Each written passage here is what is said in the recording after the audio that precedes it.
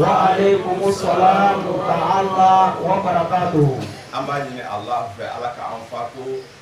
shahbiya ni anfatu shahbiya ka odi be wele ko shahbi su rabbana bima anzalta wa tabana rasula fa'tuna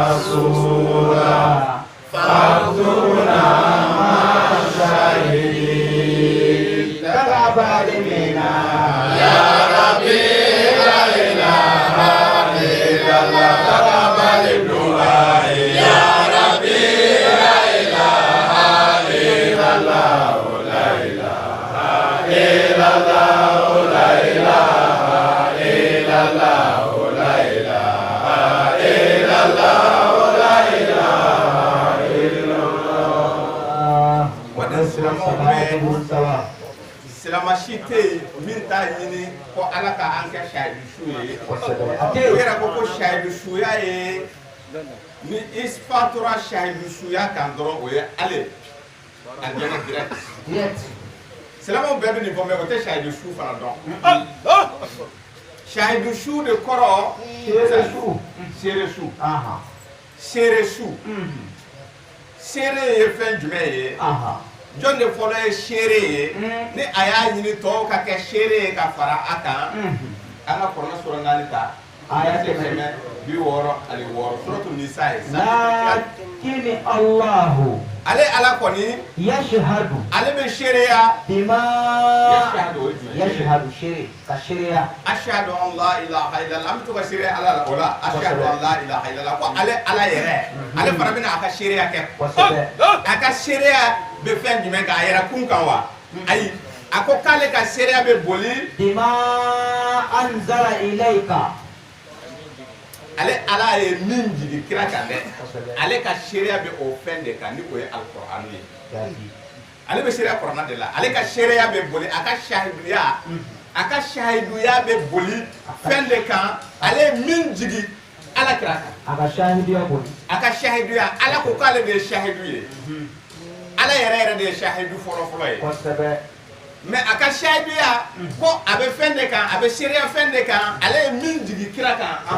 anzalahu bi ilmihi wa a y'a jigi ni a yɛrɛ ka dɔɔni de ye quoi ale yɛrɛ ka dɔɔni de ye fɛn ye ale ye min jigi kira kan mɛlɛkɛ ka dɔɔni tɛ kiraw ka dɔɔni tɛ jinɛw ka dɔɔni tɛ wakilaw kɛrɛfɛ tɛ ni min filɛ nin ye dɛ ale Alahu jati ka dɔɔni de bɛ alikuranɛ kɔnɔna na wa ale bɛ seereya o fɛn de la quoi wal malaikatu yashhaduna melekaw fana ye seerew de ye o fana ye shahidu de ye mais o fana bɛ fara o ka shahiduya bɛ fara ala ta kan o ka seereya bɛ fara ala ta kan donc melekaw fana ye shahidu de ye mais olu fana ka shahiduya a bɛ boli fɛn de kan bima anzala min jiginna Qur'an chapitre 97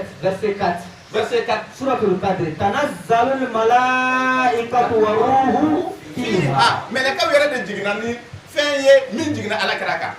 ala ka yamaru kɔnɔna na olu de jiginna ni alikuranɛ ye olu fana ko o filɛ nin ye k'a fɔ k'olu fana ye shahidu de ye ka fara ala kan shahidu kɛra joli fila Allahu wa malaikatu mais a ye mun de fɔ a ye mun cɛ la wa kafa billahi shahidan ala kelen ka kɛ shahidu ye k'o ye wasakɛ ko ye n'a y'i ja e k'i sen bɔ a la ni mɛlɛkaw y'u ja u k'u sen bɔ a la ale ala kɔni ka seereya ye wasakɛ mais mɛlɛkaw ye u sen don a la ka fara ala kan a ye mun de fɔ kira ye kuranɛ sura 33 suratul azab verset 45 ya ayyuhan nabi ne ka nabi ɲuman e de ko don sa inna arsalnaka shahidan e fana ci ku ye mun kɛ e ka kɛ shahidu de ye kira fana kɛra shahidu ye ka fara mɛlɛkaw kan seereya kɛra 3 ye olu fana ale fana ye shahidu de ye mais a ka shahiduya ala shahidu yara fɛn mun kan ni o ye alikuranɛ ye mɛlɛkaw shahidu yara fɛn mun kan ni o ye alikuranɛ ye ala kira fana filɛ k'a fɔ k'ale fana ala filɛ k'a fɔ a ye ko a fana ye shahidu de ye mais a fana bɛ seereya fɛn de la min jiginna a kan kuranɛ de jiginna ala kira kan amanna rasulu bima unzila ilayhi min rabbih kuranɛ sura 2 aya 85 chapitre 2 du Coran verset 287 ala filɛ kira filɛ k'a fɔ ko bon ale limane la fɛn da ale dara fɛn de la min jiginna akan Bukhari de jiginna ala kira kan Muslim de jiginna kan Tirmidhi de jiginna kan Laqadar de jiginna kan Al-Qur'an de jiginna ala kira kan yunazzilu min al-Qur'an chapitre 17 verset 82 suratul Isra verset 8 alif la maintenant sisan a sɔrɔla k'a fɔ ko kuranɛ sura 3 aya 53 rabbana amanna bima anzalta واتبعنا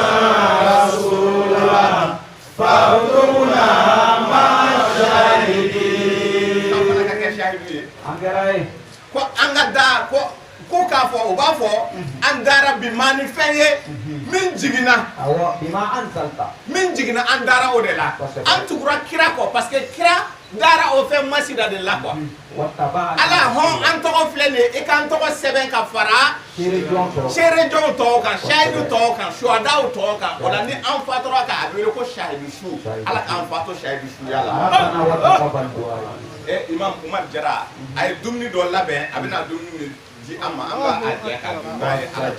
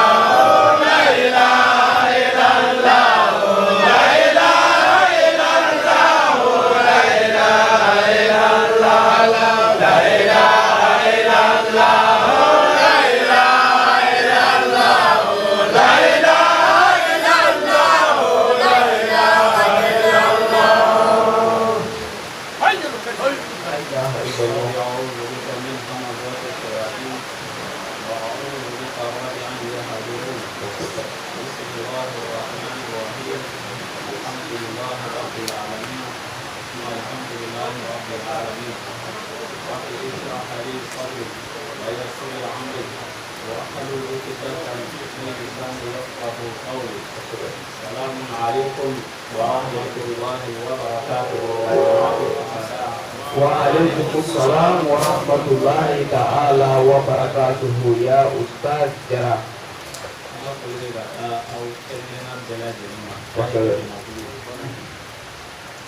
ala ka kisi ni nɛmɛ barika ala ko ɲini ka taa an kelen kelen bɛɛ lajɛlen kan an ka denbayaw la ala bana wa taqabbal du'a an bɛ ala tanu ka ala barikada kosɛbɛ ala mun ye an suganti alaba ne kuranɛ suganti lajɛ aya 30 ani aya suratul Maidah aya 35 ya ayyuhallazina amanu ala ko ya aw mɔgɔ minnu limaniyalen don ittaqullaha a ye kɛ ala ɲɛ siranɲɛjɔnw ye wabtagu ilayhi alwasilata a ka gɛrɛɲɔgɔnya sira a k'o ɲini ka taa Alahu Taala ma a bɛ se ka gɛrɛ ala la cogoya min k'a k'o sira ɲini dɛ wajahidu fi sabilihi k'aw cɛsiri ale Alahu Taala ka sira kɔnɔna na la'allakum tuflihuna ko n'a y'o kɛ bɛɛ f'a dɔ la k'a bɛna kɛ niyɔrɔsɔrɔbaga dulew ye k'an k'an cɛsiri ale Alahu Taala ka sira kɔnɔna na dɛ nin ye kumaba de ye o limaniya jɔn nin ye jɔn ye a b'o f'i ye kuranɛ sura 2 kɔnɔna na suratul Bakara a aya 3 aya 4 والذين يؤمنون بما أنزل إليك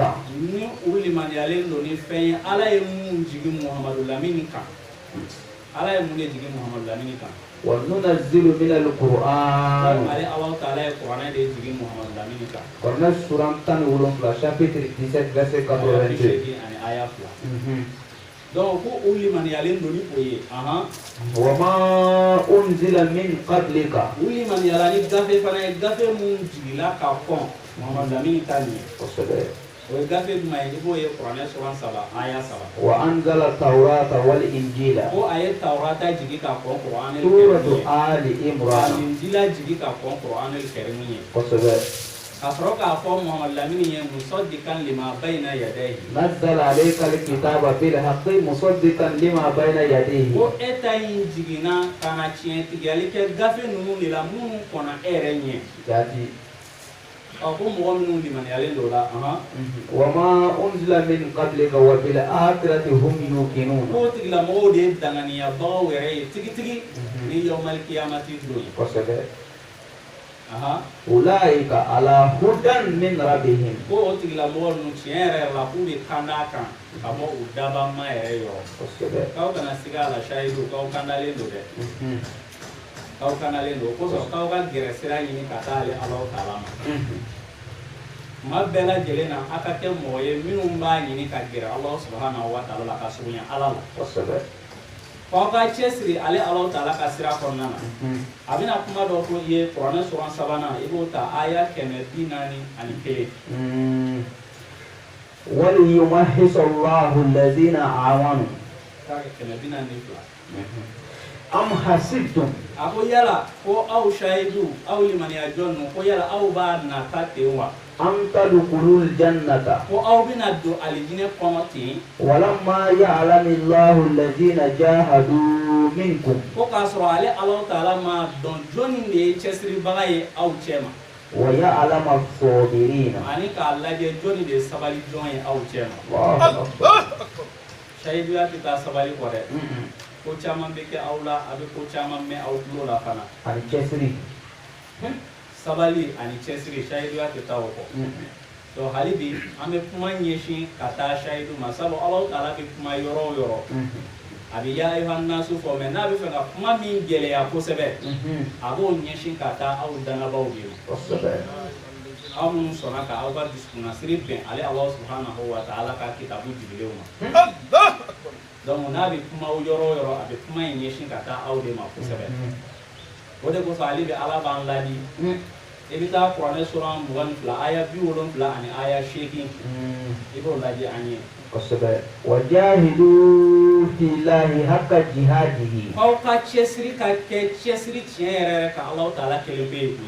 الله أكبر هو اشتباكم وعلموني أو سبحانه وما جعل عليكم في دين من حرج على الله تعالى ما بمرفوك أو يدينينا الله أكبر ملة أبيكم إبراهيم هو أمي أنفاري كاسرة دي كاني anfa kasira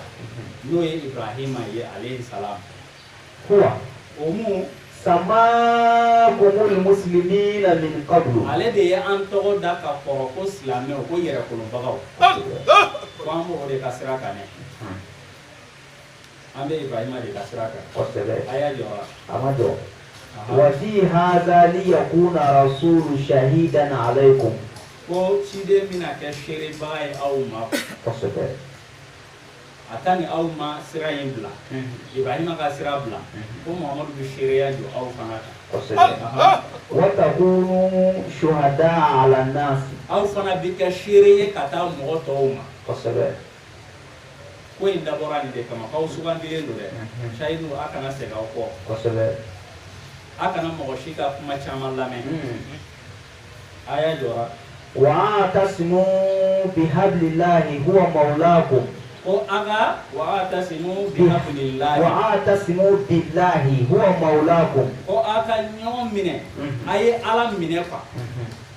aw sɔgɔ Allahu Ta'ala la a ka Ala minɛ a kana ale bila dɛ huwa mawlaakum ko ale de y'aw ka koɲɛtigi bɛɛ ye koɲɛtigi wɛrɛ t'aw la ni Ala subhanahu wa ta'ala tɛ a tɛ yen fa ni'mal mawla wa ni'man nasir ale Allahu Ta'ala ale ɲana an ye koɲɛtigiya la ni mɔgɔ o mɔgɔ ye Ala ta k'a k'i ka ko bɛɛ lajɛlen tigi ye ko Ala ɲana o tigilamɔgɔ ye dɛ awa o tigilamɔgɔ a ɲana o ye dɛmɛ ɲɔgɔn fana ye kosɛbɛ a b'o tigilamɔgɔ dɛmɛ kosɛbɛ Ala y'o fɔ ale ka dɛmɛ bɛ an ye hali bi su ani tile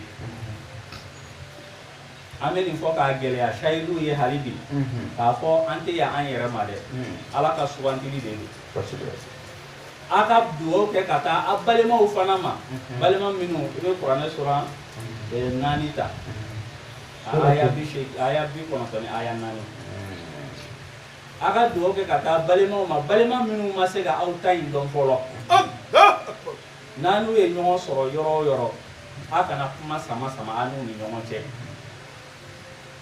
n'u nana aw ma a ye dalilu jɛlen d'u ma ka bɔ Alahu Ta'ala ka kumakan kɔnɔ Ala ye mun de fɔ kazalika kuntum min qablu ko a bɛ nin cogoya la dɛ ko aw tun ye olu ɲɔgɔn de ye ka kɔrɔ dun famana Allahu alaykum k'ale Alahu Ta'ala de ye nɛɛmɛ kɛ an ye fatabayyanu o tuma an ka kow fɛsɛfɛsɛ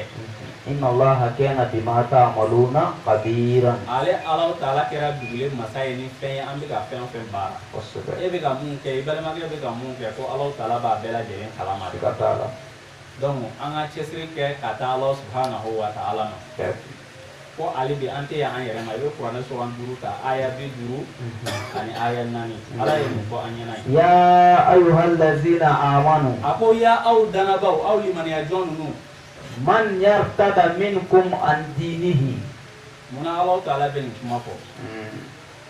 sabu Alahu Ta'ala ko manto ye 3 de yahudu bɛ yen Konda surah 32 ayat 23 kosɛbɛ yahudu bɛ yen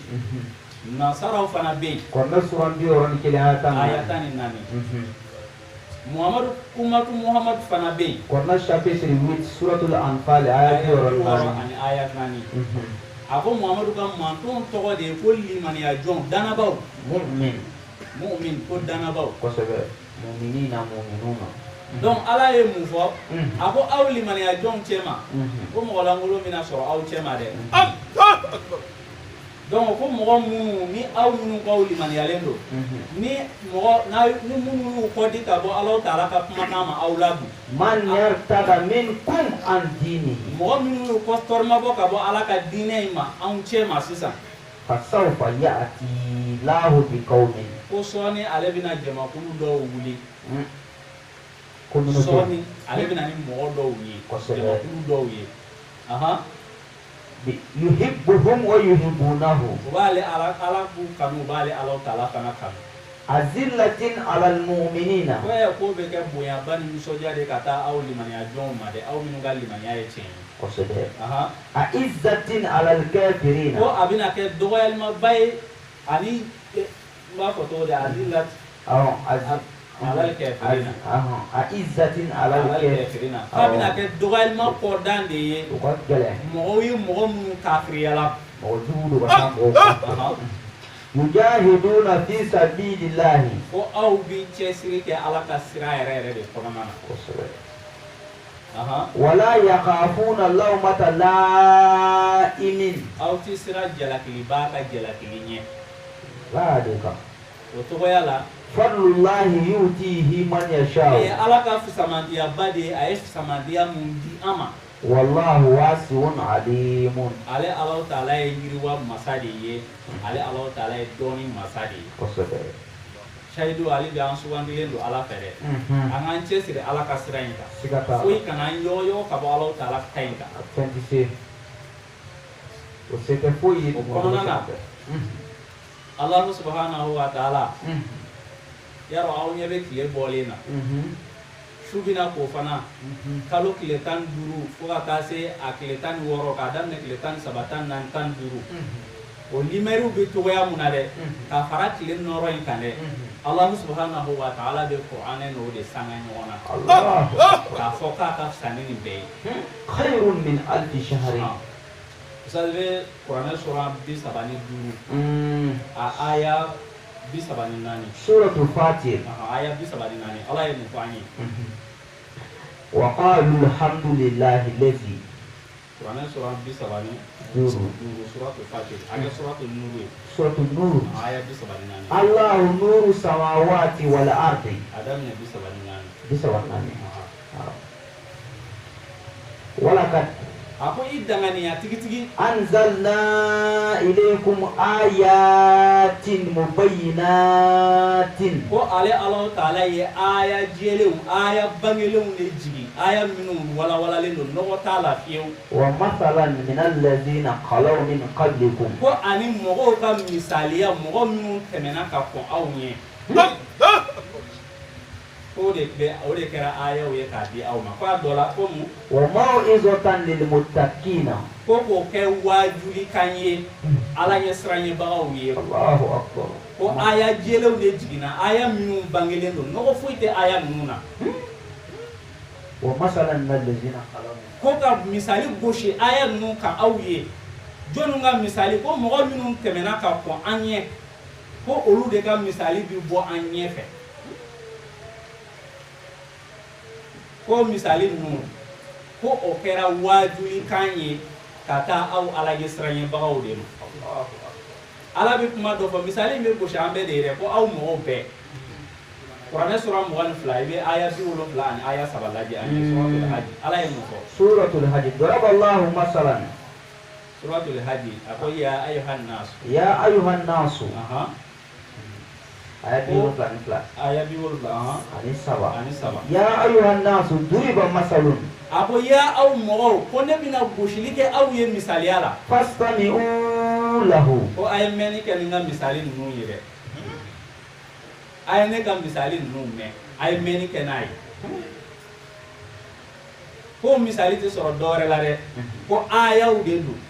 ale bina aya u de di awma Koswe. o ko sa bo fi Quran sura tan wolo kale Allah Ta'ala bina fen bela jele wala adama de unye kale ya wala adama de unye ka ban Quran en kono ka ban pew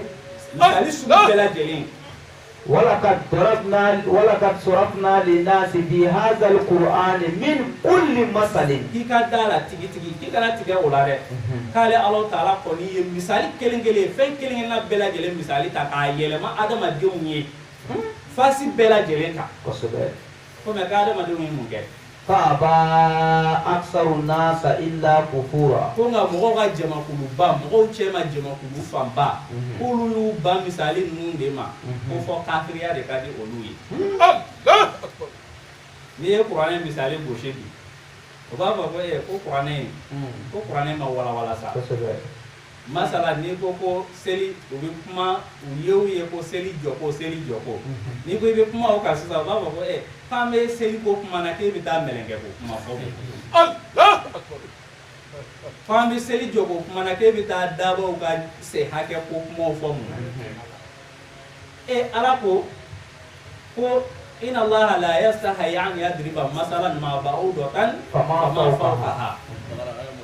Quran surah fila aya muga ani aya woro Abi. kale Allah Ta'ala maloya fiyew ka misali goshi ala mata soso muso ɲɔgɔnna kan wali fɛn min ka bon a ye min ka dɔgɔ a ye yɛrɛ ko nka ko n'ale ye misali goshi soso kan ko kafiri bɛ mun fɔ فأما الذين آمنوا فيعلمون أنه الحق ko من mɔgɔ minnu ربهم. limaniyalen don olu b'a fɔ ko tiɲɛ yɛrɛ la dɛ ko ala k'i ka misali bɛɛ de ye tiɲɛ ye sɔsɔ yɔrɔ t'e ta la ko kafiri b'i kan don وأما الذين كفروا ko mɔgɔ min kafiri la ko b'i kan don فيقولون ماذا أراد الله بهذا مثلا. ko ni cɛ in fana bɛ ka nin misali mun de laɲini soso la sisan يضل به كثيرا. k'ale Ala Ta'ala ye jamakulu caman fili u ka nin manamanakanw kosɔn ويهدي به a كثيرا. ye jamakulu fana kanda minnu sɔnna ka limaniya k'a fɔ tiɲɛ yɛrɛ la Ala e mana misali gosi fɛn o fɛn kan ne jɛnna n'a ye وما يضل به إلا الفاسقين. ko ale Ala tɛ baga mɔgɔ si ma k'i fili dɛ ko fɔ ni e yɛrɛ de kɛra tiɲɛnikɛla ye ka bɔ Ala ko la tuma min na k'ale bɛ sɔrɔ ka e fili e ti kanda sira ye bilen o kosɔn ale bi Ala Ta'ala b'an lade i bɛ Kuranɛ sɔrɔ 4 ta aya 774 chapitre 4 verset 174 ako ya ayuhan nasu ako ya aw mogo qad ja'akum burhanun min rabbikum ako dallu jele dallu bangele dallu te dallu min kofe ko nana awma ka baw daba ma yo he wa anzalna ilaykum nuran mubinan ko o dallu jele ka bi soro me kale Allah taala ye noro do de jigi noro bi bangele no Allah ko dallu de flene ko noro de jigi na noro mi bangele no Qur'ane noro ye de sigatala Qur'ane yele ko dani Fale Allah taala ye o de jigi ko adama di on ay meni ke ni ala ka kuma kan woni ale dalu ko dani jigi ka di awma ka ke yele baye ka di awma yele mu bangele na o be nyebal ibi to ya be Qur'ane aya kelen ko ya sisa ni me maka aba dale ka laja ka Qur'anul Karim ko na aba soro kelen de ka ni ko wala tajhar bi salatika wala tuqafid biha wa tabi baina zalika sabila Qur'an chapitre 17 verset 100 Qur'an surantan wulu la ka o laje ka da aya ke na aya kan laje ka laje esigi ni kuma yin be wa da teide kuma yin bora au fe ka na yani yala nyo fana ba au fe ko ne ko yaye ko ko ya Qur'ane ba bole abi dua ka somo na ba ta ba laje aba so asebelin be ko ala ko ikana peredika seli kala ngai kujugu ki kana gundo fana ki ka chamance nyini o fulani nyongon chelala mais ni o fo kafri mbishinga fo ko mani famusa ko ni be chide kan na fla selu amakla farda landa na fla re na fla ere ale ma farda gilanga nya folo atali baga nafla ka soro ala man nafla ta to ma nafla to be Qur'ane ko ma ala nyina na uga ala filla la yadilu rabbi wala yansa ko au daba ma ala tenyina ate nyine chapitre 20 verset 50 mais est-ce que ala nyina na nafla to ko Qur'ane ko no wa nafla era qora e muye Qur'ane soro mu gan kele aya bi wolo la ni flata ami nafla ko fa ti nafla don chapitre 21 verset 72 ووهبنا له إسحاق ko ale Allah taala Ishaqa di Ibrahim mama ويعقوب ani Yaquba alayhi salam nafilatan ko Yaquba ya kan nafila de Allah akbar saranga Ishaqa yi ade awolo den rere de abo fi sura Ibrahim ya ko nana aya bi sabani kono ko sere fale be ala tanu ala munye denga fladi alema denga flamu no e Ismail an Ishaqa alhamdulillah ko tanu be ala yede ale be ala tanu ko sebe ale ala tanu alhamdulillah alladhi wahaba li ala al-qibari ale shi koroba ya lemba ale shi koroba ya lemba ale majigi ya dengo era la wati mina ibi chokoroba korokoro do e fa be birika tama ina fa nga president la nyon ande ndo ambo ko ka tete yaro mo wati jigida ka ko kale bina ba ko to da mo ke fana do de kale bina an fa da an ma bile an wana da jigida o ka bile o me ni ala na da ma sisa akun jigiti kale ndo ala ka ko yey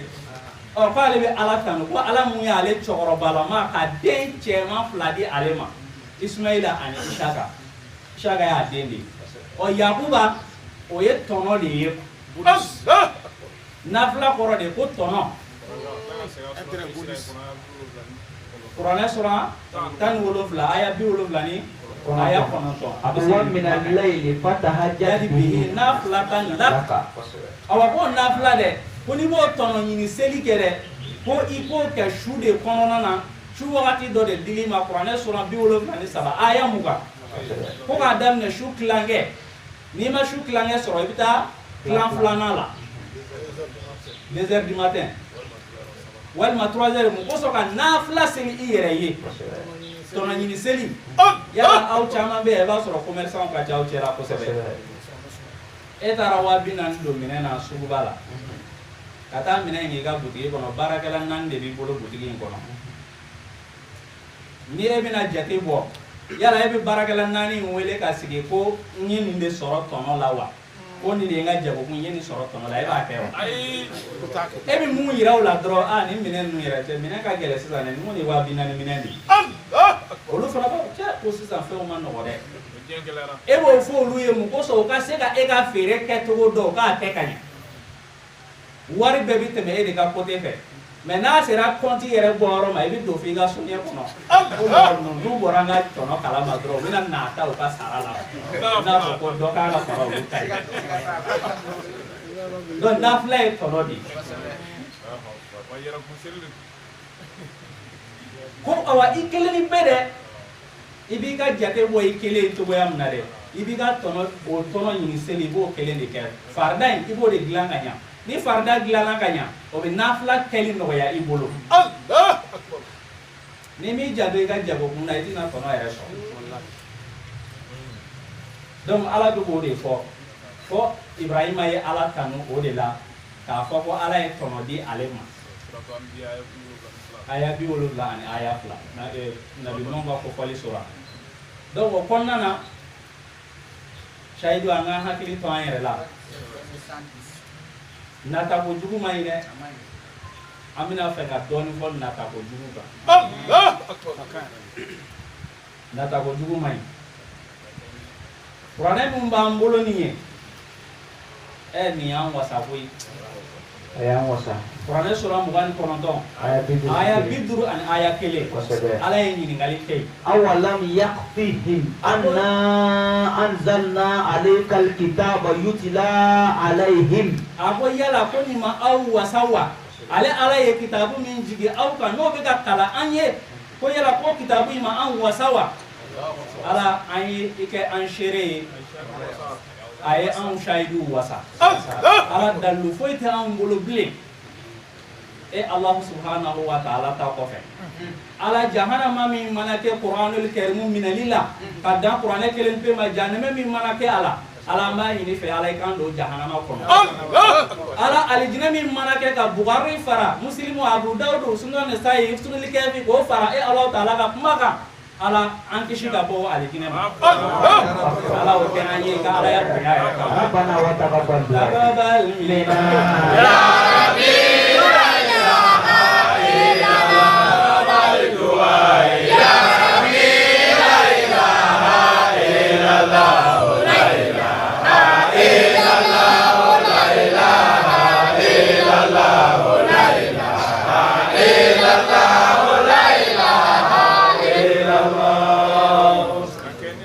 Amina ko zalikal kitabu la raiba fihi hudan lil muttaqin amina ustadi alibi Sayidu an ka cɛsiri kɛ dɛ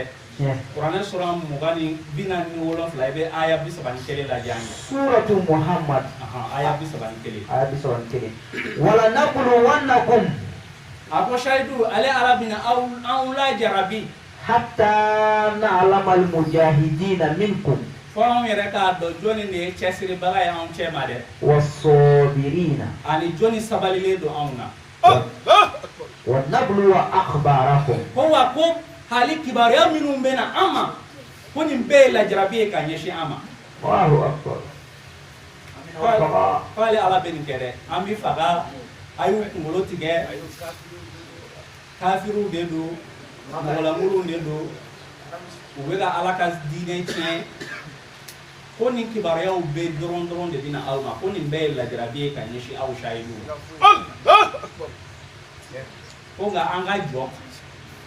an kana siga an ka jɔ n'an jɔra ale ala b'an dɛmɛ nka n'an siranna k'ale ala fana tɛ bilen dɛ awa mun de bɛna ni siran ye anw na ala kana o ŋɛniɲɛ don an na o ye nata de ye an bɛ an ka mɔgɔw bɛ to k'a fɔ bamanankan na ko nata bɔrɔ ka girin ku bɔrɔ ye ko nata bɔrɔ ka girin ku bɔrɔ ye nin kuma ye tiɲɛ ye dɛ u bɛ tila k'a fɔ tugun ko ni i natara kojugu k'i bɛ sa jɔnya la nin kuma ninnu bɛɛ ye kuma kɔrɔmaw de ye an fɛn fɛn bɛ yan an bɛɛ ye maliyɛnw de ye Mali yɛrɛ sigilen bɛ dalindan de jana kumaw a bɛ ka ɲɛbɔ an kɔnɔ dɔɔnin de sabu an ye an ka kow to yen ka tugu hakilina wɛrɛw kɔ minnu nana ka na an bɔ an taabolo donc an k'an janto an yɛrɛ la nata kojugu ma ɲi dɛ Ala ye mun fɔ kuranɛ sura 29 aya 6 suratul Ankabuti aya 6 wa man jahada a ko mɔgɔ o mɔgɔ n'i y'i cɛsiri fa innama yujahidu li nafsihi i y'o cɛsiri kɛ i yɛrɛ kun de ye koyi inna allaha la ganiyun anil alamin ko ale Alahu Taala kaarilen don ka bɔ diɲɛ bɛɛ ma i y'a kɛ i m'a kɛ o k'ale mago foyi t'i la ko i b'a k'i yɛrɛ kun de ye i t'a kɛ ale Ala ye i b'a k'i yɛrɛ kun de ye i t'a kɛ ale Alahu Subhanahu wa Taala ye donc an ka hakili to an yɛrɛ la an ka cɛsiri kɛ kosɛbɛ Ala ka sira in kɔnɔ dɛ si kana bila i hakili la ko Ala de ye ko e yɛrɛ de ka cɛsiri i ka Ala ɲɛ siran de ye i kɛ i dan Alahu Subhanahu wa Taala kɛlɛbantiya ma n'o ye Kuranɛl Kɛrimu ye kana bila i hakili la dɛ ko ale Ala de ye suganti i y'a nata tuma min na k'i b'a fɛ ka kanda ale Ala ye kanda sira yira i la ko nka n'i nana don a la de ko an y'a mɛn ko mɔgɔ dɔw bɛ sahiduya in yɛrɛ kɔnɔ ko wariw bɛ to ka di u ma ka financement bɛ bɔ kɔ kan ka na k'i jɔ n yɛrɛ kana don a la a ye bɛ bɔ tilegan fɛ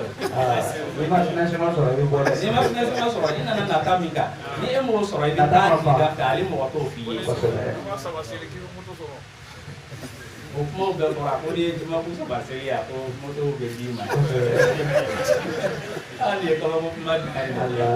hali bɛ Ala k'an bɛn sababa ma sababa de ye Ala ka kumakan ye Kuranɛl Kɛrimu de ye sababa ye o tuma Ala an to Kuranɛl Kɛrimu in kan bi ye le 9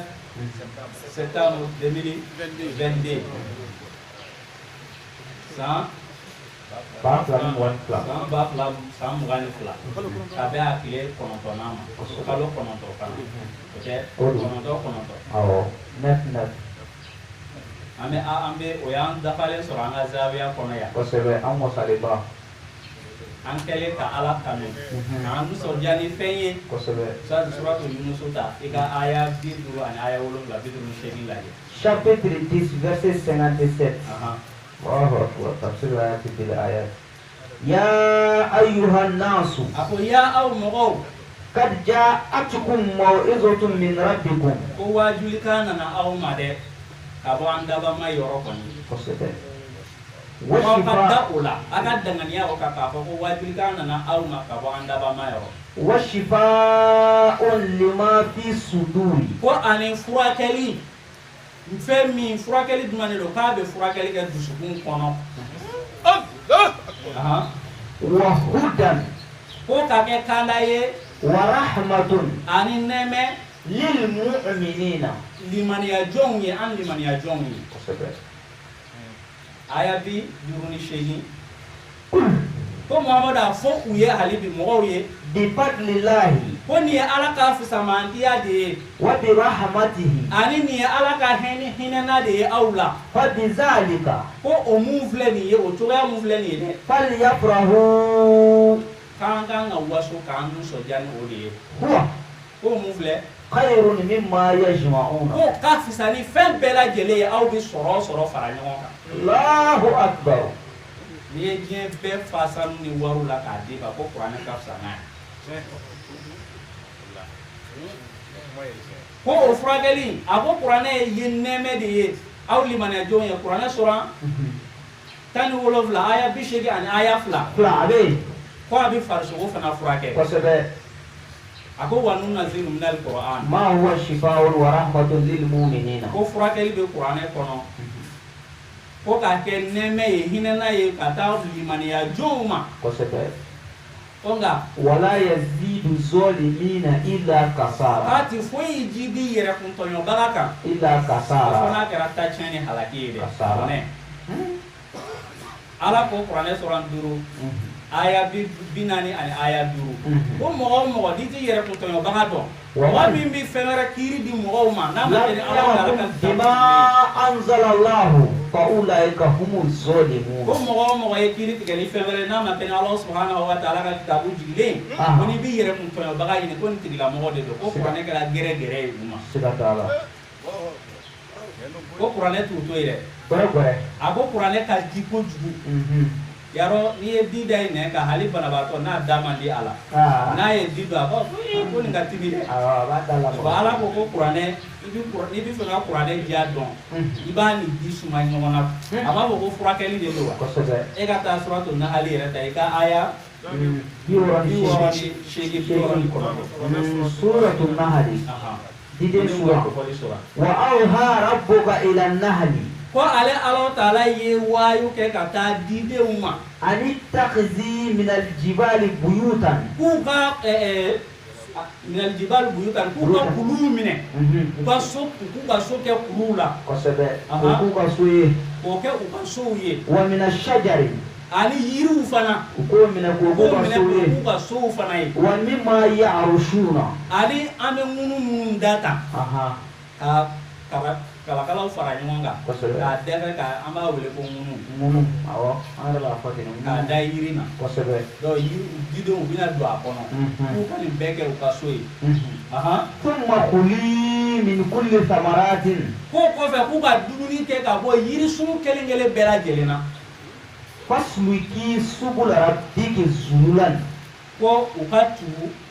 o ban ka sira kɔ a ye sira min kolo u ye kosɛbɛ ya didenw yɛrɛ tugulen don ala ka sira de Allahu akbar adamaden o kosɔn ala ko kuranɛ sɔrɔ 41 tɛ aya 26 ko e ɲɛna ko adamadenw la fanba ko u bɛ ala ka kuma mɛn wa ko e fɛ adamadenw la jamakuluba ko u bɛ ala ka kuma k'u b'a mɛn wa k'u bɛ i n'a fɔ baganw de Kɔnɔ sura 7 aya 779 walaqad zara'na li jahannama kaseeran min al-jinni wal insi lahum qulubun la yafqahuna k'ale ala bɛna jinɛ ni adamaden kɛ ka jahannama fa tewu tewu walahum a'yunun la yubsiruna biha lahum qulubun ko dusukun b'u fɛ la ya'khiruna biha u ti foyi faamu walahum a'yunun ko ɲɛ b'u bolo la yubsiruna biha u ti foyi ye n'a ye walahum azanun ko kulodigaw dira u ma la yasma'una biha u ti foyi mɛn n'a ye ulaika kal an'am ko o tigilamɔgɔ ninnu bɛ i n'a fɔ baganw de bal hum adun ko bila ko mɔgɔ ninnu yɛrɛ k'u fililen don yɛrɛ ka bɔ ala subhanahu wa ta'ala ka sira kan pewu u ka se ka k'a sɔrɔ ko diden sɔnna ka tugu ala ka sira kɔ suratu nahl ko cogo di yakhruju min butuniha sharabun ko sisan bɔli bi kɛ u kɔnɔbaraw la ko u ka bɔli kɛ u kɔnɔbaraw kɔnɔna na minfɛn na awɔ mukhtalifun alwanuhu ko minfɛn minnu u kulɛriw nɔnɔyaw bɔlen don ɲɔgɔn na fihi shifaa'un linnasi ko furakɛli bɛ olu la adamadenw ye bi ما هو وننزل من القرآن ما هو شفاء فيه شفاء للناس iya so ala flega ni uma banina ni u yɛrɛ kumakan mɛn ni ye nin nasi sɛbɛ ka di in k'a la a bɛ nin dilan ala ko o kuma e y'o kuma ta kuranɛ min kɔnɔ n'a fɔra i ye ko seli tɛ gundo kuranɛ kɔnɔ e bɛ kuma caya ko ayi ko tɛ tiɲɛ e tɛ sɔn o ma afatu'minuna bi ba'dil kitabi wa takfuruna bi ba'd kuranɛ sura 2 aya 80 ani aya 5 ko yala aw bɛ limaniya kitabu fan dɔ la wa ka kafiriya ni fan dɔ ye wa o de ye nin ko tiɲɛ yɛrɛ la ko ni tigilamɔgɔw de ye kafiriw yɛrɛ siga t'a la hakan ko siga t'u ka kafiriya la inna fi dhalika la ayatan liqaumin yatafakkarun nata kojugu de ye an fa adama gɛn ka bɔ ala ko ye yɔrɔ mun labɛn a ye makan dugukolo in kan ka so fɔlɔ dɔ jɔ a ye an tɛna don o kɔnɔ k'a kɛ yen bɛɛ kɛ nakɔforo ye inna awwala baytin wudi'a lin-nas lalladhi bi Bakka kuranɛ sura 3 kɔnɔna na aya 60 kuma sɛbɛnlen bɛ yen o yɔrɔ in an fa adama de tun bɛ yen mais mun de nana bɔ yen yarɔ ala ye dɔ k'a ye kɔni a ye nɛɛmɛ belebeleba de k'a ye i tɛ sɛnɛ kɛ i t'i yɛrɛ ka balo ɲini i yɛrɛ ye i tɛ taa ji bɔ kɔlɔn na foyi foyi ji bɛ fan bɛɛ fɛ nakɔ foro dasilen don kosɛbɛ siyɔrɔ bɛ yen yiridenw bɛ yen mais mun de sababuya nana ni a ye k'a bɔ nakɔ foro in kɔnɔ kuranɛ sura 7 ta i bɛ aya 11 lajɛ ينبت لكم به الزرع aya 11 chapitre 7 verset 11 ولقد a ko danganiya خلقناكم ثم صورناكم k'ale ala y'anw da ka anw cɛ ɲa k'an sawura cogo k'anw cɛ ɲa kosɛbɛ ثم o kɔfɛ قلنا للملائكة ale sɔrɔla k'i kanto mɛlɛkɛw bɛɛ lajɛlen ma اسجدوا لآدم ko a ye sɔn adama ye a ye sujudu kɛ adama ye فسجدوا إلا إبليس ko mɛlɛkɛw sɔnna k'o baara kɛ koyi mɛlɛkɛw bɛɛ sɔnna ka ale ala ka kumakan baara ko mɛ ko fɔ ibilisa لم يكن ibilisa kun ye jɔn ye kuranɛ sura 18 aya 50 ko jinɛ de don كان من الجن ko ibilisa kun ye jinɛ de ye ko ففسق dɔ ko عن ربه mɛlɛkɛw bɛɛ ye baara in kɛ mais n'i ye dɔw mankan mɛn ko ibilisa ko mɛlɛkɛ de kun don ko mɛlɛkɛ kuntigi yɛrɛ de kun don mun bɛ taa jinɛ kɛ mɛlɛkɛ ye k'an naga sira de k'a naga sira donc ko mɛlɛkɛ de ko jinɛ de kun ye ibilisa كان من الجن على ربته ko a y'i ban mun na عن أمر ربه a ye ala ka yamaru kan ma kosɛbɛ لم يكن من الساجدين ko ibilisa dun لم يكن من الساجدين ma sɔn ka kɛ majigibaga ye ala ka kumakan kɔrɔ dɛ kosɛbɛ o kɛra mun kɛ ka aya 12 قال a ko ala y'i kanto a ma ما منعك ألا تسجد ko mun ye e bali mun ye i muruti k'a fɔ ko e tɛ majigi an fa adamu ye di إذ أمرتك ko tuma min na ne ala de y'a fɔ i ye k'i k'a kɛ قال a y'i kanto أنا خير منه ko ne ka fisa n'a ye dun i ma ale fana natala adama ka jɔyɔrɔ la kosɛbɛ ko in bɛɛ fɔlɔla nata la a fana natala adama ka jɔyɔrɔ la ala ye bonya min k'an fa adama ye ale natala o la ko ale ka fisa ni an fa adamu ye ala ye mun fɔ ale y'i kanto خلقتني من نار وخلقته من طين a ko ala ma ko e ye ne dan ka bɔ tasuma la e de y'a fa adama dan ka bɔ bɔgɔ la Allahu akbar k'a sɔrɔ ale naloma ye ji bi dɛsɛ ka tasuma fa bɔgɔ de b'a faga Allahu akbar ni tasuma wulila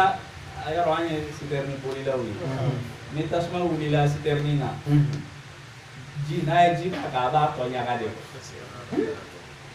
a bɛ bɔgɔ de kɛ k'a faga o bɛ puturu min kɛ fɛn kɔnɔ injecteur ninnu a b'o de ta n'o t'aw bolo tasuma in bɛ ɲaga ka taga di pétrole n'a ye ni tasuma wulila essence la dɔrɔn n'a ye a kana ji k'a la sinon ji in b'a lase yɔrɔ o yɔrɔ tasuma in bɛ taa a yɔrɔ bɛɛ la naloma ko k'ale ka fisa ni an fa adama ye k'o danna ka bɔ bɔgɔ la k'ale danna ka bɔ tasuma la ale de don ale de kan ka bila adamu jɔyɔrɔ la ala ye mun fɔ a ma kala ala ko fahbit minha o kuma ko taa ka bɔ yan jigi ka bɔ yan n'i garadi jigi kosɛbɛ fama yakunu laka fitinin mun tun bɛ e yɛrɛ la dɛ mun tun ye bonya min di e yɛrɛ ma dɛ i dancogo i dan k'i ka ɲi k'i bila ni ala batoli la dɛ n'i nagasi ka bɔ o la an tatakabbara fiha fakhruj innaka min as-saghirin ko ba i gɛnna i kɛra maa dɔgɔyalenw dɔ ye maaninw dɔ ye maani i kɛra maani ye les méprisés kala a ko anzirni ko ala mi deli i ka ne makɔnɔ ila yawmin yub'athuna ko fɔ don mun na kiyama bi se ila yawmin yub'athuna kumuli bi kɛ don mun na kala ala ko innaka min al-munzarina ko ne b'i makɔnɔ o la bi ala ma ban ala ko n b'i makɔnɔ o la kala a ko fabima aghwaytani ko yarɔ i ye ne fili ala la aqudanna lahum sirataka almustaqim ko ba ne bina ke banamini na ye mina sigi sirat tige kilelen kan ala ka sirat tige kilelen mina sigi akan kosebe iye ne kuna goya mun no fɛ ni summa o kɔfɛ la'atiyannahum min bayni aydihim wa min qalbihim mina uma u ɲɛfɛ ani u kɔfɛ ko t'u to yi dɛ kiyo adama n'a zuriyaw bɛɛ ko t'u to yi o kɛra mun na wa an aymanihim wa an shama'ilihim kini n'u numan bɛɛ ko n bɛ banamini nin bɛɛ la wala tajidu aksarahum shakhirina i tɛna jamakulu caman sɔrɔ u la mun bɛ ala barika da dɛ ni mɔgɔ min nana wele ko an ye jama fɔngɔ ɲɔgɔn ya ko k'u bɛ ka jama fɔngɔ ɲɔgɔn ya ko jama fanba bɛnna mun kan ko aw bɛna bi ko o tɛ tiɲɛ ye ala ko kuranɛ sura 6 aya 16 ko n'i tugula jamakulu fanba kɔ wa in tuti aksara man fil ardi ko n'i tugula jamakulu fanba kɔ yudiluka an sabilillah olu de b'i fili ka bɔ Alahu subhanahu wa ta'ala ka siratigɛ tilelen kan sitanɛ filɛ k'a fɔ ko n bɛ sigi aw ni o siratigɛ tilelen cɛ ko i tɛna jamakulu caman sɔrɔ o b'a yira ale bɛna sira in datugu jamakulu caman de ye n'i ye jamakulu ye yɔrɔ min na dɔrɔn ko n'i taara o nɔfɛ ko diinɛ ko de don ala ko la k'u b'i fili ka bɔ ala ta in de kan k'u b'i fili ka bɔ ala ta in de kan a ye mun fɔ sukala wala tajidu aksarahum shakirina agana tan caman sɔrɔ min b'i barika da dɛ kala ako kala kush minha ala ko bɛɛ n'a ta k'e ka taa ka bɔ yan bayi maz'uman madhuran ko e ma ko maa jalakile genen do n tɛ fɛ n'i ye n ka so bilen kosɛbɛ i jalakila ne fɛ ka ban awa n tɛ fɛ k'i ye i dangala kosɛbɛ awa i gɛnna yɛrɛ fana i kɛra madhuran maa gɛnɛ i kuma dɔgɔyalen i gɛnɛ o kɛra min ye laman tabi'aka minhum ko ni mɔgɔ o mɔgɔ nana sɔn ka tugu e sɛtanɛ kɔ la'amla'anna jahannama minkum sisan ajma'ina ko bɛna aw bɛɛ lajɛlen kɛ ka jahanama fa mais nata fana nana an fa Adama sɔrɔ ala ye mun fɔ Adama ala sɔrɔla k'i kanu an fa Adama wa ya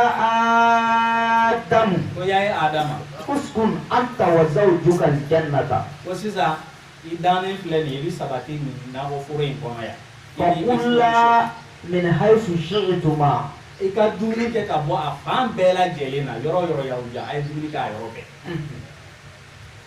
a ye dumuni kɛ nakɔ foro in yɔrɔ bɛɛ wala taqraba hazihi shajarata ko nka yiri kelen bɛ yen a fila kana gɛrɛ o la a fila kana gɛrɛ o yiri la dɛ o fana ye dalen o t'o dɔn yɛrɛ fatakuna min az-zalimina ko n'o tɛ n'aw gɛrɛ o la k'a bɛna kɛ yɛrɛ kun tɔɲɔbaga ye yiri in baro bɛ fɔ ye kuranɛ sura 9 tɛ a aya 100 u bɛ aya 21 ka di ko ale ala ka kuma ye bɔlen don yiri de fɛ ke shajaratin ale ala ka kuma ye bɔlen don yiri de fɛ yiri mun ni a lasiri cɛ ka ɲi kojugu a taayɔrɔ ala ka kuma taayɔrɔ cɛ ka ɲi dɛ ala bɛ nin dalen gosi mais n'an ye don o kɔnɔ a babu ka jan dɔɔnin donc ala ye o de misali fɔ a ɲɛna ka dalen kɛ a ye ko bɔn n bɛna yiri dɔ ko f'i ye o yiri tɛ dɔwɛrɛ ye dɛ k'aw kana cɛ ni musoya kɛ fɔ ne ala k'aw yamaru k'aw furu ɲɔgɔn ma i ni muso ye o de kosɔn kuma dɔ la i b'i bɛnkɛ denmuso dɔ ye a bɛ lamɔ ɲɔgɔn fɛ ka wuli walima a bɛ lamɔ e yɛrɛ senkɔrɔ e yɛrɛ t'a jate yɛrɛ ko a bɛna kɛ i muso ye i nata t'a kan a yɛrɛ nata t'i kan foyi a yɛrɛ kun ko man di ye sabu kuma dɔw la a bɛ to ka na a ka dumuni ɲɛ juguya a ka so kɔnɔ donc a kun ko man di ye o sira ninnu kan a denmisɛnnin ma mais o de bɛ tila ka taa kɛ e furumuso ye mais munna aw ma daga ɲɔgɔn ye o wagatiw kɔnɔna na aw tɛ se k'o dɔn fo ala ka yamaru kana k'aw di ɲɔgɔn ma o de kuma fɔra an fa Adama ni an ba Hawawu ye k'a f'u ye a ye makɔnɔli kɛ nin ye ne ka kumakan nin yamarukan de ye nin ye k'a di aw fana ma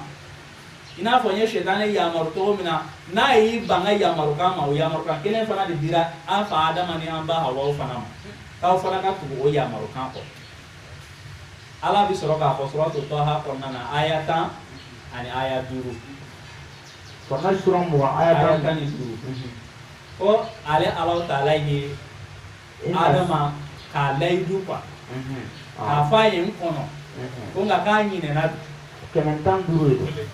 kemenita ani duru suratu taha ayatan Wala kad ahidna ila adama min qablu fanasiya. yai fa adama nyine na pada manyina donc o kera anyina ne ala ko ko e kama ama wasgi yoro so ala ka lahu azman ama ke ulul azimu be donc o kera adama na kala to go shetane de nanama ebe tos o yoro kelena Karena surah to ha kono be aya kan wolofla kemeni tan wolofla la jega kementan ulun belah. Fakulna ko aya fai ya Adam adam inna hadha aduwwun laka ko ni ye ijugu ye de wa li zawjika ko ifurumuso jugudo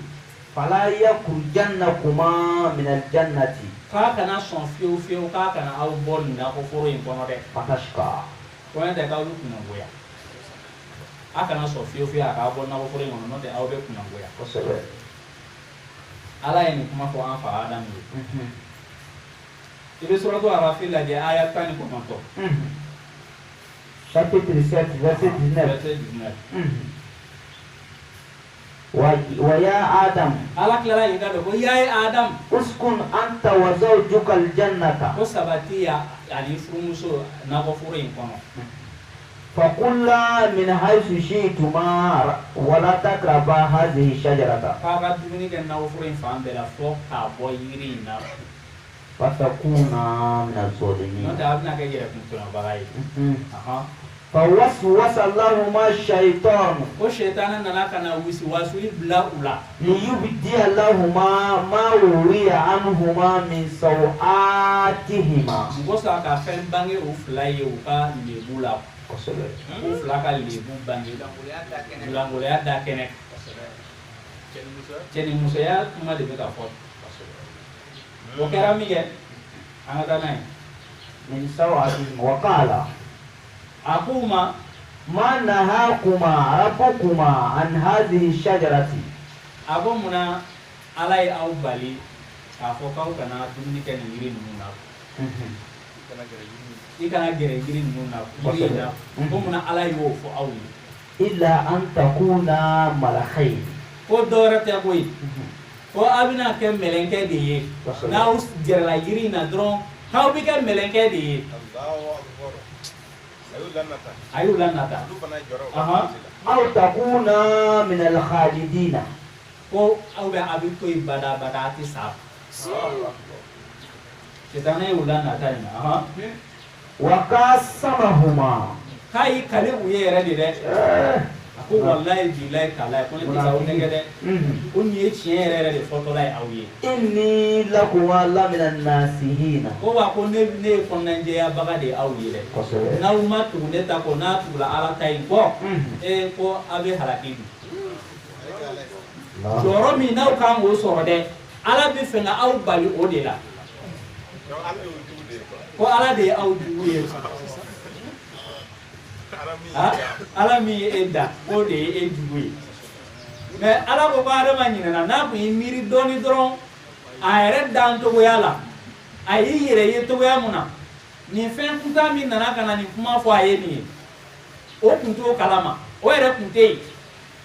o kunta ale ere dan ro ere la Buwaritigi misali tu.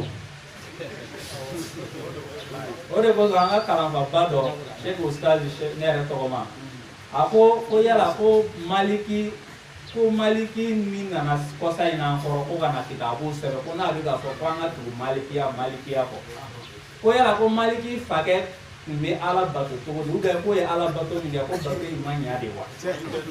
Mabendo. kale aga ni fo kala mo ko sigilendo ko kene kelenka asigilendo ke nyebe uma a bɛ ka nin kuma fɔ mɔgɔ tɛ se k'a jaabi o ko Maliki fakɛ ye Ala bato min kɛ donc bato minɛlen tɛ kuma in kɔrɔ y'o de ye o n'Adamu kun ye miiri dɔn dɔrɔn k'a fɔ Ala de ye ne dan nin kun t'a kalama nin ma bɔ ne dan kuma kalama ale bɛ se ka na kuma wɛrɛ fɔ ne ɲɛna cogo di ko Ala ye ne jugu ye ni ne jugu kun t'a kun tɛ ne dan ye fiyewu mais ko nata bana min na Adamu fana ni nin cɛ aya an ka taa n'a ye aya 22 fadallahuma bi ghururin yayi a y'u nɛgɛ a y'u fila nɛgɛ a y'u nɛgɛ falamma zagha shajarata tuma min na u ye yiri nɛgɛ badat lahuma sawatuhuma o tuma u lebu la u ka lebu dara kɛnɛ kan u dulangolo bɔra k'u ye cɛnimusoya kɛ tuma min na k'u dulangolo de bɔra u ye cɛnimusoya kɛ yayi bon Ala dun b'o de fɔ k'a fɔ kuranɛ sura 2nan kɔnɔna na aya 223 ko muso ye aw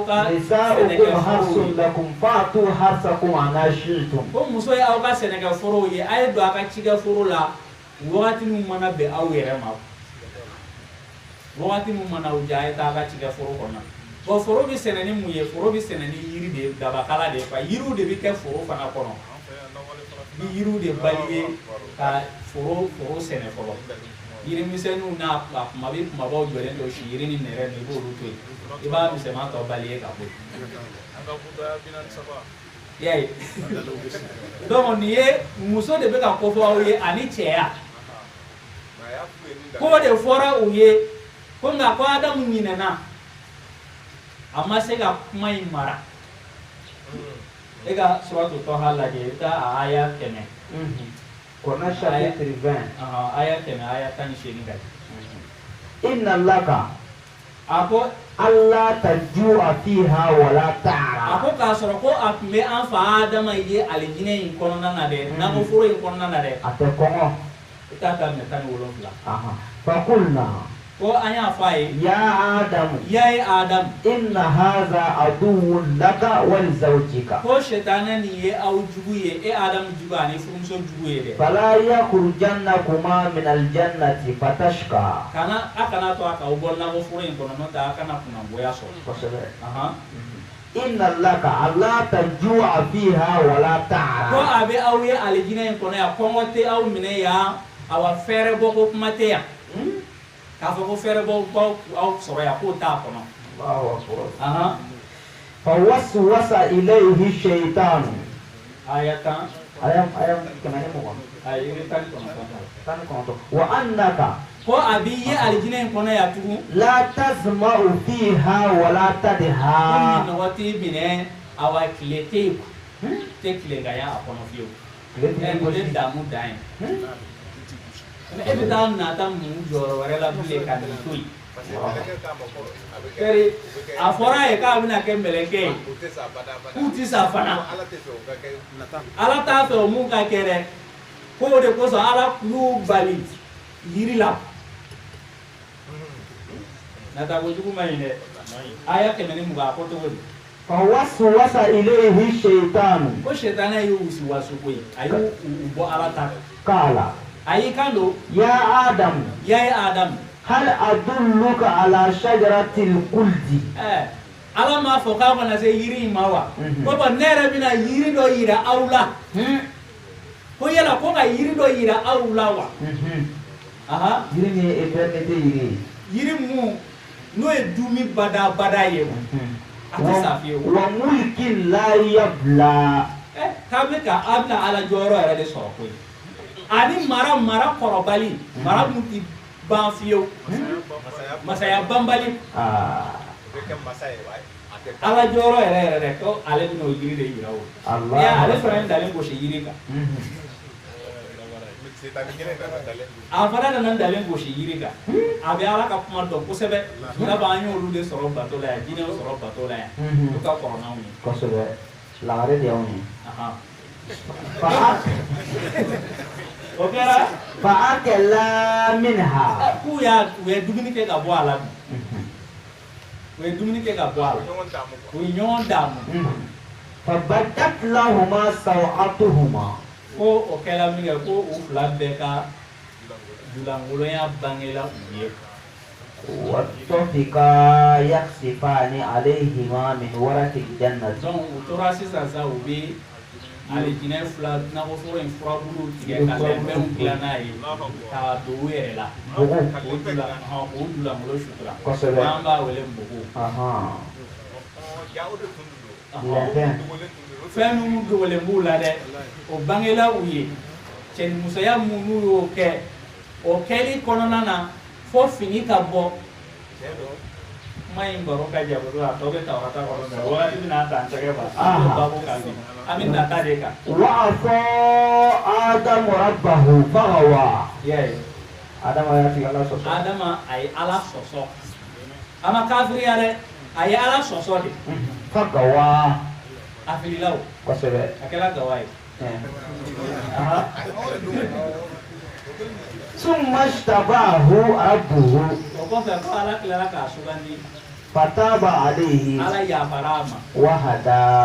k'a tila k'a kanda. kosɛbɛ y'a ye donc ale ma kafiriya dɛ ale ye Ala sɔsɔ de. kosɛbɛ donc n'u u segil'u kɔ ni karamɔgɔw segil'u kɔ bi bɛɛ Ala ko n bɛ yafa aw ma k'aw sugandi tugun k'aw bila aw tɛ ka Ala ka diinɛ ko aw bɛ k'o de lase wa k'a sɔrɔ a bɛ ka sɛtanɛ ta de fɔ wa n bɛ ko in yɛlɛma quoi n b'aw bila Ala ta in fɔli la n b'aw bila a bɛ Ala ta in fɔ donc nata ye an fa sɔrɔ an fa cɛkɔrɔba in sɔrɔ Adama sɔrɔ o de kosɔn i bɛ taa suratu Arafi kɔnɔ aya 27 pour que i k'a dɔn k'a fɔ ko cɛnimusoya de don hali bi Ala b'a f'i ye ko tuma min na ni maalankolonw jɛnɛyakɛla y'u ka jɛnɛya kɛ ya bani Adama aya 27 aya 27 la yaftinannakum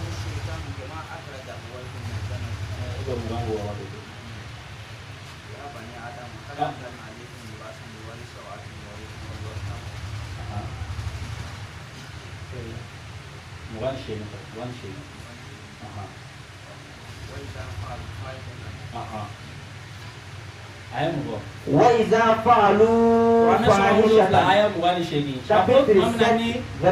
maalankolon n'u y'u ka jɛnɛya kɛ قالوا u b'u kan don وجدنا عليها آباءنا k'an fa yɛrɛ delila ka nin mɔgɔ kɛ ka tɛmɛ k'an ye nin sɔrɔ an fa Adama de la k'ale yɛrɛ delila k'a kɛ ka tɛmɛ Ala ye mun fɔ والله أمرنا بها Ala ko wallahu amarana biha k'ale Ala ti o jɛn ni mɔgɔ si ma ay ku b'a fɔ Ala de y'a yamaru wala k'u b'a fɔ de ko Ala ye u yamaru ni nin baara kɛli de sabu a ye mɔgɔ fɔlɔ min da k'an bɛɛ bɔ o la dɛ k'o delila k'a kɛ o donc ko an fana an bɛ ka a mun kɛ nin ye ko baasi foyi t'a la ko Ala yɛrɛ de jɛnna n'a ye Ala yɛrɛ de y'an yamaruya kɛli ko Muhamadu a fɔ u ye inna Allah ale Ala la ya'muru bil fahsha'i k'ale tɛ jɛnɛya yam ordre di mɔgɔ si ma i ka jɛnɛya kɛ Allahu akbar u y'o baara in de kɛ donc ni mun y'o ɲɔgɔnna kɛ sisan u b'a fɔ ko ko an fa cɛkɔrɔba in dɛ an fa Adama ko y'o ɲɔgɔnna kɛ ka tɛmɛ nin ye kabako ye dɛ donc u y'o de kɛ u tun kan ka furu de makɔnɔ kuranɛ yɛrɛ wasala kiiri ban kuranɛ ye kiiri ban an kɔni tuma dɔw an bɛ taa yala yala Tawurata ni Misiriw kɔnɔ k'a kɛ k'a dɔn k'a fɔ tiɲɛ yɛrɛ la kitabu ti fɔ ɲɔgɔn kɔ kuranɛ sura 7 na aya 180 ani aya 9 a bɛ tila k'a yira u la k'u ye cɛnimusoya de kɛ ko fɔ muso ye kɔnɔ ta a taara laban o de la tugun ko fɔ muso in ye kɔnɔ ta a b'o kuma fɔ ye ko ye yiriden dɔ a delila k'a ye ko yiriden dɔ bɛ yen k'a bɛ den di muso ma n'o tun bɛ yen ndalen kuma de fɔra Ala y'o de fɔ ale ye ndalen kuma d'an fa Adama ye mais a ma se ka ale Ala ka ndalen kuma faamu a ma sigiyɔrɔ sɔrɔ a la a ko yiri de yiri de fɔra mais yiriden ko kuma yɛrɛ tɛ kuma in bɛɛ donc nata ko jugu man ɲi o de kosɔn ala ko kuranɛ sura 7 aya 180 aya 9 kuma bɛ yen donc i bɛ taa ala ko kuranɛ sura 22 aya 52 ala ye mun fɔ ye chapitre 22 verset 52 وما أرسلنا من قبلك من رسول وعلى على دمشيد فويتي كقوى محمد لمنين ولا نبي أمان نبي دمشي كقوى محمد لمنين إلا فنا كراسا إذا تمنى ألقى الشيطان في أمنيته والنبي دمشي نانا كنا ناتا نانا ناتا سيزا ألقى الشيطان في أمنيته الشيطان بيدو أكان ناتا دي كنا فينسخ الله ما يلقي الشيطان فينسخ الله ما يلقي الشيطان على بإفاسير على بماراليك ينسخ كمارا على بماراليك فينا الشيطان بيجا ممكن يروح أدا كنا يده على بماراليك على بامر ثم يلقم الله آياته وكفى على بعض آية وبنية كأكيري كني أكا آية ويه ko shetane ta ti foya amore bara la bida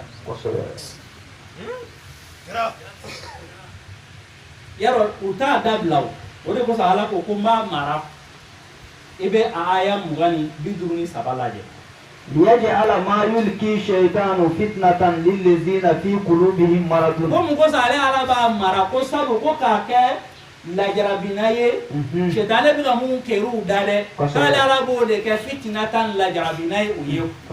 o la jarabinaye jonu lillazina fi qulubihim maradun Qur'an de bi dusukun furake ko Qur'an ba dusukun furake suratu yunus aya biduru ani aya shegi aya biduru ni wolofla ko Qur'an e dusukun ale be furake li ke dusukun korona o mais shetane bi ka kuma min fo ko abeni to yala de Qur'an suran worona aya ken aya tanfla wa kadhalika ja'alna li kulli nabiyyin aduun shayatin al-insi wal jinn من الجن يوحي بعضهم إلى بعض زخرف القول غرورا كابن توغالا ده كو شيطان على على النبي نمو فنشي كيرا مغو فنشي كو فجو دغا تغو كيرا مغو لا ابا فو قران سورة مواني دورو suratul furqan kono folo aya bisabani kele ga bisabani fla ko abo to yala ko nabi numa fen chila ale allah taala fe ko fo wale jugu kelaw de ka tugu ako ko ngale ala wasalani kanda ye ale wasalani deme noy akachi chapitre 25 verset 31 wa kadhalika ja'alna li kulli nabiyyin aduwan lil mujrimina وكفى بربك هاديا ونصيرا عليه وصلنا كانداني ذلك الكتاب لا ريب فيه هدى للمتقين عليه على وصلني ويكبام awabi o tigila mo de deme fana sigatala ko ba ko lu mo nunu o wali jugu gela nunu ko abe adama de una abi jine fana la ku yere dama bi wahayu ke ka di nyogoma zukuru fal qawli mani masirilen ko ta ko di nyogoma mu yere ba do wala ki yere ala ba ta di ci de kira mogoma bina no fatreli ko fo ni ala ko sunga tiga shuwe o ba fo ko e ko ni kile bina ka ba ko mu be shu abali ko shu ma la ilaha illallah tiens ala ko aw ba sun kile bisaba o ba fo ko ay ko mu kan kononton yi wasake datala ni de shetane mo godda ko ko be tu ci de le ko be kuma nu masiri ka di aw ma ko wala je mun kan no aw yere ma o te ala kai de mun kan no aw yere ma ni je mo fa ba ko ka di uye o bi ta o de fe ko na ko ale ala taala ja ale bu korota na yi wallahi insha Allah ما فعلوا ولو شاء ربك ما فعلوا فذرهم وما يفترون تو ني فيه او بلا مون كالون تيكي او تو نو غا كالون يه وسبه كده تو ما تو غوري donc ko shetane mɔgɔ ninnu k'an k'an farati u la kosɛbɛ a bɛ adamadenw na a bɛ diinɛw la donc o kuma ninnu ko de bɛ dusukun bana suratul haji kɔnɔ aya 50 ani aya 7 wal kasiyati qulubuhum ko mɔgɔ minnu fana dusukun jalen don k'u tɛ se ka tugu ala ta kɔ dɛ olu de bɛ tugu mɔgɔ ninnu kɔ kosɛbɛ wa inna zalimina lafi shikakin ba'idin ko yɛrɛ kun tɔyɔbaga ninnu k'u sigalen don sigala mun yɔrɔ ka jan ka bɔ tiɲɛ ma وَلْيَعْلَمَ الَّذِينَ أُوتُوا الْعِلْمَ أَنَّهُ الْحَقُّ مِنْ رَبِّكَ ko ale ala ye dɔnni di mɔgɔ minnu ma k'olu b'a dɔn tigitigi k'a fɔ ko tiɲɛ yɛrɛ la dɛ ko kuranɛ in de ye tiɲɛ ye فَيُؤْمِنُوا بِهِ k'u bɛ limaniyali kuranɛ nin ye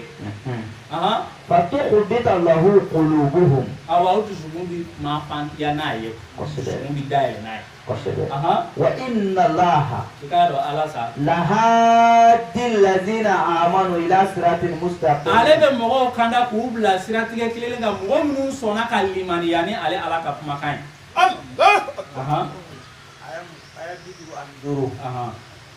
ولا يزال الذين كفروا في مرية منه ko kafiriw tɛ wuli fiyewu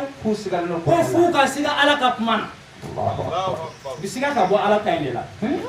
حتى تأتيهم الساعة بغتة ko fɔ kiyama kana cun u ka kuma min na k'u tɛ limaniya أو يأتيهم عذاب يوم عقيم walima ɲangata gɛlɛn kana u sɔrɔ an b'olu de ka ɲangata kɔnɔ bi dɛ diɲɛ k'u ka ɲangata de kɔnɔ bi olu de bɛ ka marifaw ta diyagoya a ye kɛ silamɛ ye a ye kɛ silamɛ ye mugu ni kisɛ kumakan ye fɛnba de ye yala aw y'a mɛn don dɔ la ko ali setanɛ bɛnna ko kalajini ko k'u b'a bolo ko ka jɔ kare kɔnɔ ko don tugun kɔ wa n ko setanɛ ye kuma de fɔ an fa adama ye k'a fili ka bɔ ni kumakan de ye o tuma ala ye da k'e kɛ gogo ye wa e ma ala ka nɛɛmɛ waleɲuman dɔn ala ye da d'i ma k'i ka kuma de ka mɔgɔw lasɔn e b'a fɔ k'i ta ye tiɲɛ ye wa a fɔ u ɲɛna n'u y'a mɛn o don n'u m'a mɛn taa i ka sira fɛ i ni mɔgɔ si tɛ sira la e bɛ taa mɔgɔw jagoya mun e b'a fɔ ko karisa n k'a ka faga mun na imamu tabali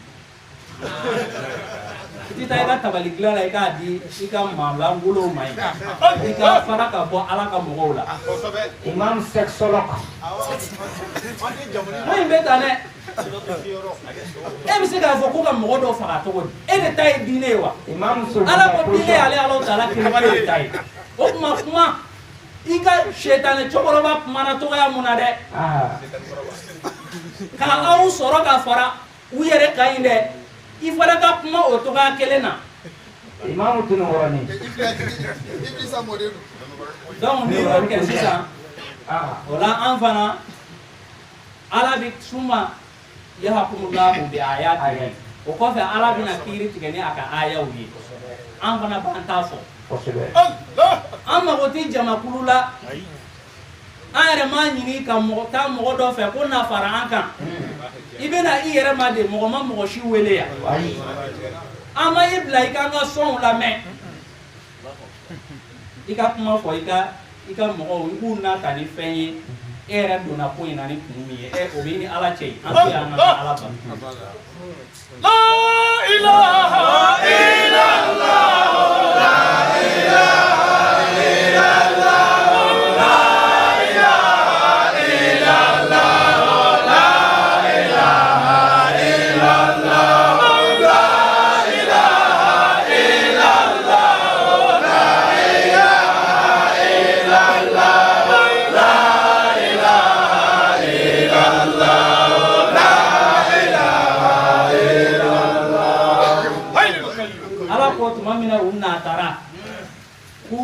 tara kuma min na u ka baara de filɛ nin ye dɛ u donna setanɛ ka kuma fɔli de la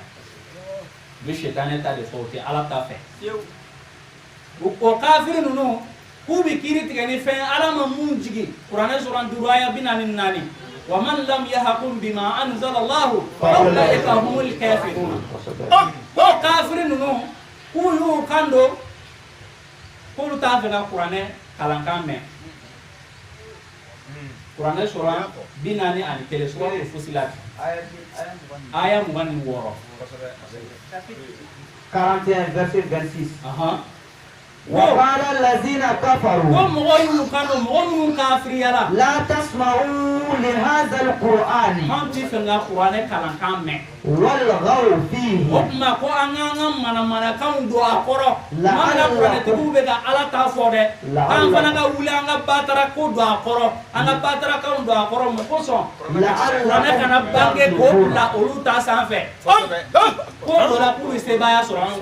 والله يا أوتا جينا تسير سيسر على كفما وكلمة الله هي العليا وعلى على كفما دبي بلا سانفة على كفما دبي سانفة chapitre 9 verset 40 Quran surah komatona surah Tauba aya binanina fo ala kafma debi sanfة atisega bla ala ta sanfة togoshi anfana kun yawo ɲɔgɔn de yo kosɛbɛ ko fa ya do kafiriya la ala ko Quran surah 66 aya 9 ko ngan nabi numa يا أيها النبي جاهد الكفار يجسر كافر نونكا والمنافقين أنا منافقين نون واغلظ عليهم كما كمان لو يوم ده كما كم يوم وما وهم جهنم بس يروتو لا جهنم كو وبئس المصير أقول لا بقى يروح جوانا كرا جهنم كي كنا موسى لك abi se ka kan fana suratul tauba kono aya bi wolo flani saba 63 ya ayyuhan nabiy ya nabiy kufara wal munafiqina siri kafirin nun ga waqlus alaihim ika kuma kuma ya kuma wa ma'awahum jahannam kuna sigi jahannam kono aya mugani kele keme mugani kela abe kuma in taninga sigi fanga nan no ya kuma kuno ya uma de konna be jihadi ke nu yedu qur'ana sura mugan duru aya bedru ni fla fango kani ni ne ye ba qur'ana il karim woni de jihadi bele bele ba jahiduhum bihi jihadan kabiran ko qur'ana ne jihadi bele bele ba chapitre 25 verset aya ko de bu sun tun kono sabu ku ko ku te fe no de me abi bodi kangan chesi ni qur'ana ne akana umsalaka ulaya ay fiu foi toke donc ambe ala kanu ala barka ala walin man do kosobe ko anga wati anta tege ma inshallah taala wa fa ala ka mawere fara an shiga kosobe ala ka jien juma chama ke ha juma chama kosobe san ka awo ana kene ya wala ko bi an kele ngene bela je ala bana wata ka pa duwa ali bi ay du so jali qur'ane aka waso nai kosobe aka nan malo ya shaidu aha ay note qur'ane anga aya do fara ay odi fo suratul tauba ida aya bi woron kele laje wa minhum allazina aya bi woron kele suratul tauba aya bi woron kele so ata ore wa minhum allazina ako mogobe ula yuzuna nabiyya ube ala kira toro wa yaquluna uba fo huwa uzunun ko akulonga suru kosobe ko muhammad afuye uzunun khairin lakum ko ne ka kulo suru ya ma here de boy yu'minu billahi bayli man yani alai wa yu'minu lil mu'minina yu'minu billahi limaniya o be do kulo de fe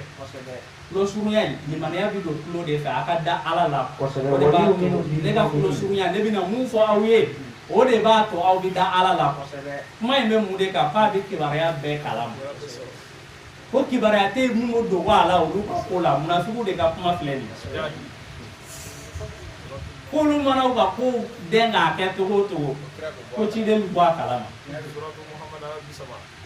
Qur'ana sura binani wolofla aya bisaba ala yi mufoy chapitre 47 aya bisaba suratu muhammad aya bisaba na walau nasha'u kuna ku ya ala jabi la ra'aynakahum wala kumbe aw bɛ ka manamana ko min kɛ dɛ a b'a yira alakira la ɲɛ ni ɲɛ ko karisa yɛrɛ de don k'a filɛ nin ye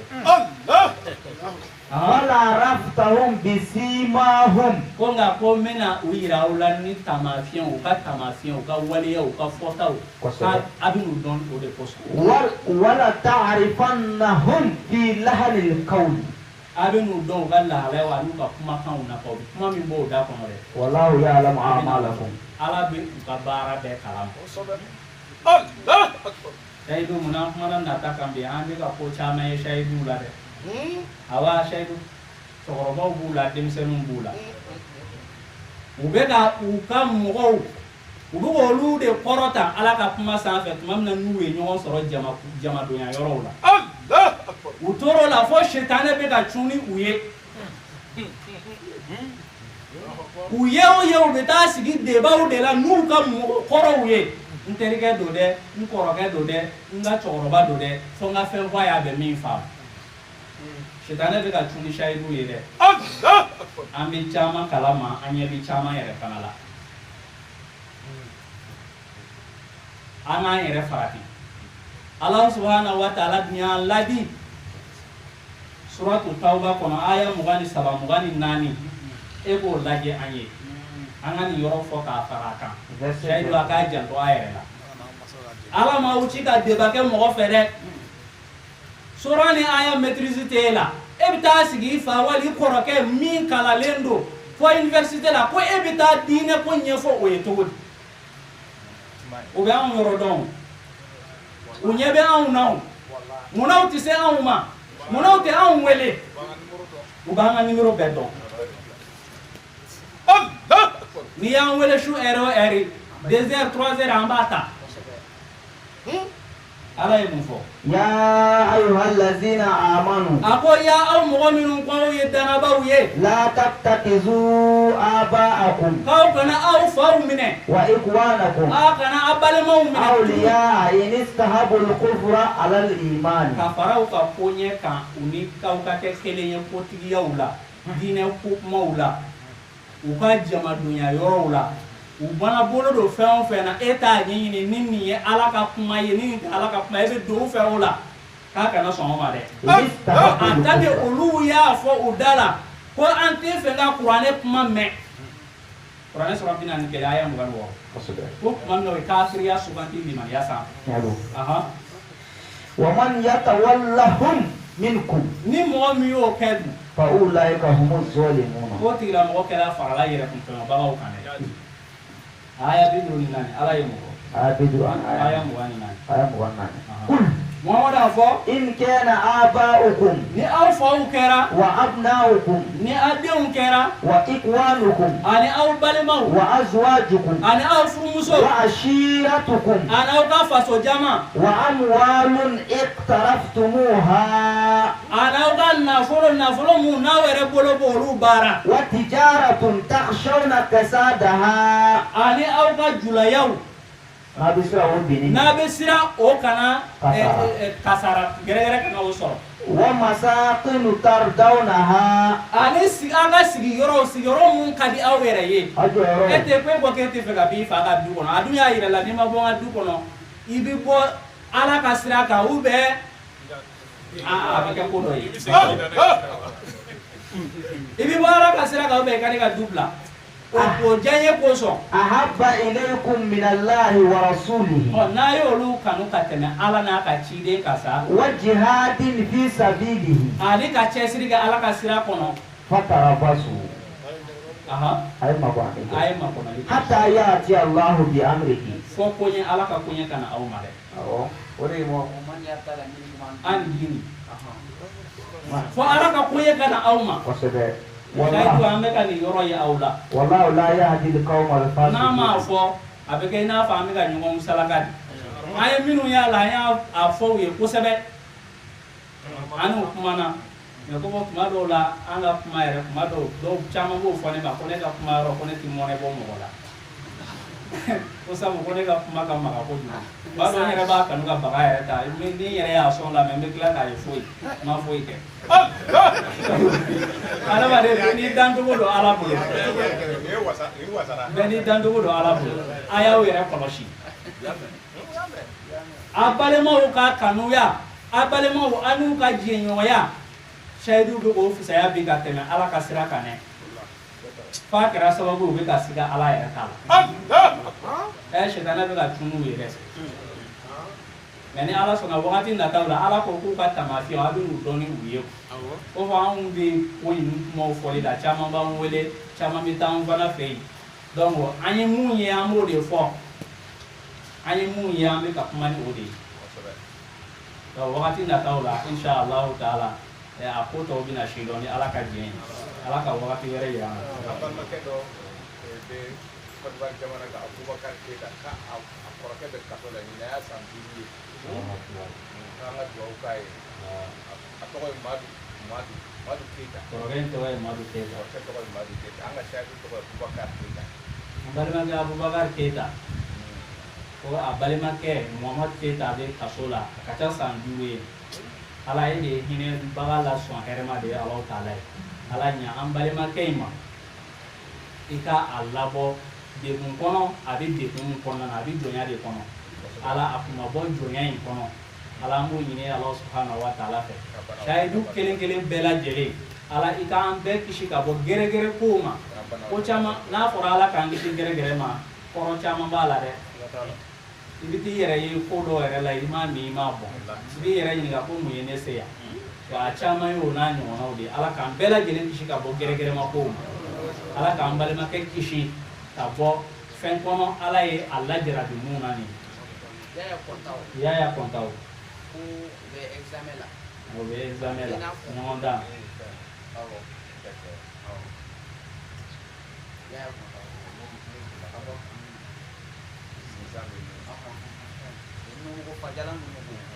Fajalan ini moko ɲɔgɔn dan siraw alhamdulillah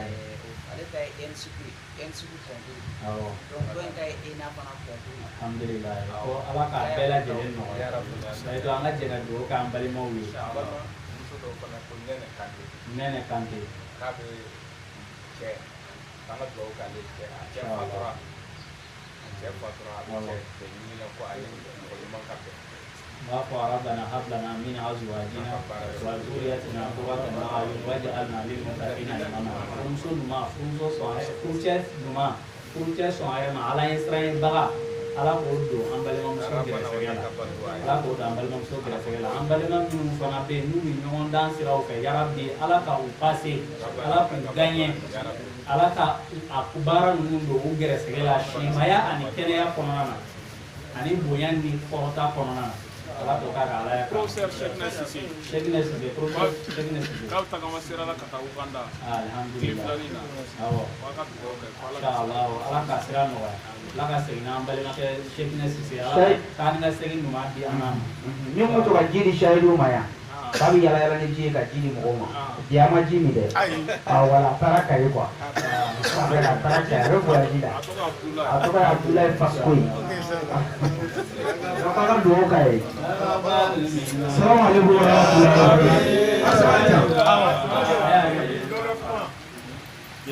wabarakatuh.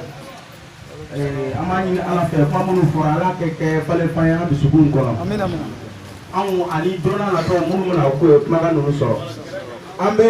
kunnafoni telima dɔ di jama ma kɛrɛnkɛrɛnnenya la ka bɔ organisateur yɔrɔ. An bɛ yafa ɲini kɛ bɛɛ lajɛlen fɛ. U y'a jateminɛ k'a fɔ baara in taabolo minnu bɛ ja ta ni minnu bɛ kumakan ta diɲɛ ja ni kumakan bɛ ka diɲɛ seleke naani bɛɛ lajɛlen na bon k'u b'a fɛ ka falen don baara in kɛcogoyaw la